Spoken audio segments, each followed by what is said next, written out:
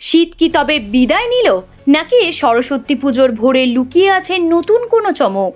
বাঙালির প্রাণের উৎসবের সকালে আকাশ কুয়াশায় ঢাকা থাকলেও মনের কোণে প্রশ্ন ছিল, হলুদ বসন্তের সাজে কি তবে এবার শীতের আমেজ থাকবে না?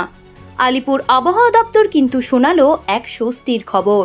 গত কয়েকদিনের টানা পারদ পতনের পর সবাই যখন ভাবছিলেন শীত বোধহয় এবার বাক্সবন্দি হতে চলল, ঠিক তখনই সরস্বতী পুজোর সকালে কলকাতা সহ রাজ্য জুড়ে ফিরে এলো সেই পরিচিত ঠান্ডার পরশ। আজ কলকাতার সর্বনিম্ন তাপমাত্রা এক ধাক্কায় নেমে গেল 14.5 ডিগ্রি সেলসিয়াসে। অর্থাৎ গত কয়েকদিনে যেখানে পারদ 15 ডিগ্রির নিচে নামছিল না, সেখানে বাগদেবীর আরাধনার দিনে এই পতন জানান দিচ্ছে প্রকৃতিও যেন নিজেকে সাজিয়ে নিল এক হালকা শীতল চাদরে। তবে শুধু কলকাতায় নয়, জেলাগুলোতেও শীতের দাপট বেশ লক্ষণীয়। দক্ষিণবঙ্গের নদিয়া জেলার কল্যাণী আজ রাজ্যের শীতলতম স্থান হিসেবে নিজেকে প্রমাণ করেছে, যেখানে তাপমাত্রা নেমেছে 10 ডিগ্রি সেলসিয়াসে।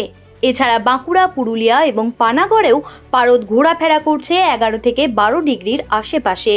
অন্যদিকে উত্তরবঙ্গের জলপাইগুড়ি এবং কোচবিহারে ঘন কুয়াশার দাপট এতটাই বেশি যে সেখানে দৃশ্যমানতা মাত্র 50 মিটারে নেমে এসেছে। এখন প্রশ্ন হলো, এই ঠান্ডার আমেজ আর কতদিন বজায় থাকবে?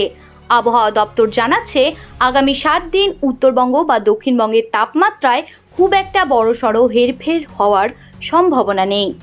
আকাশ মূলত পরিষ্কার থাকবে এবং বৃষ্টির কোনো ভ্রুকুটি নেই। তবে রবি ও সোমবার থেকে তাপমাত্রার পারদ ফের কিছুটা বাড়তে পারে, যার ফলে দিনের বেলা রোদের তেজে শীত উধাও হলেও সকালে এবং সন্ধ্যায় হালকা শীতের অনুভূতি বজায় থাকবে। সুতরাং যারা পুজোর সাজে শীতের কামড় নিয়ে চিন্তিত ছিলেন, তারা এবার নিশ্চিন্তে উৎসব উপভোগ করতে পারেন।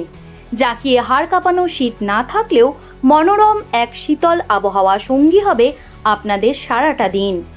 কুয়াশা কাটিয়ে রোদ উঠলেই শুরু হবে বসন্তের আগমনী বার্তা। তাই হালকা ঠান্ডার এই আমেজটুকু নিয়ে মেতে উঠুন আজকের দিনটিতে।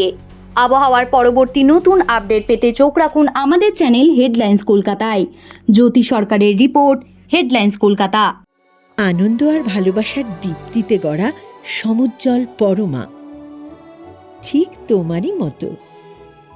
শ্যাম সুন্দর কোম্পানি জুয়েলার্স, আগরতলা, উদয়পুর, ধর্মনগর, কলকাতা।